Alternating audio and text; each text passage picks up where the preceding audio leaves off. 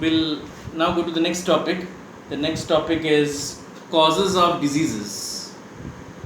Now, if you see the underlying causes of various diseases, I have enlisted 5 causes of diseases. You see, the first cause, diseases can either be spread by pathogens. Now again, it is a new term for you, pathogens. What is the meaning of pathogen? Pathogen means disease causing microorganism. Any disease causing microorganism is called pathogen. So pathogens like virus, pathogens like bacteria, pathogens like fungi, protozoa, they are all pathogens and they may infect a healthy person anytime. So that may be the first cause of a disease occurring in a body maybe.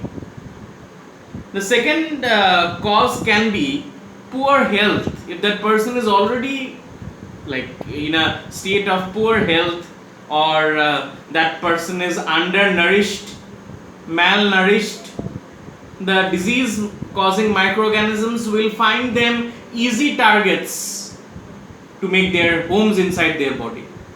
Right? Like a person who does not have a good health, the microorganism will find an easy target, get inside their body and they'll cause harm to them.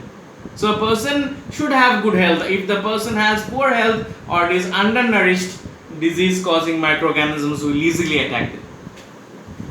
The third cause is malfunctioning of body parts. Like it happens especially in old age, or it may occur in before old age also.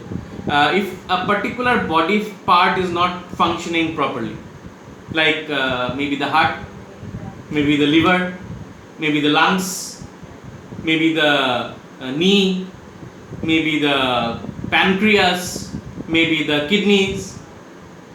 So if any body part does not work properly, then also that person may be diseased or disease might occur in that person's body. So that is again one more cause. The fourth cause is environmental pollution. As you know, a lot of pollution is there in the atmosphere. A lot of suspended particles are there in the atmosphere in the form of environmental pollution, air pollution.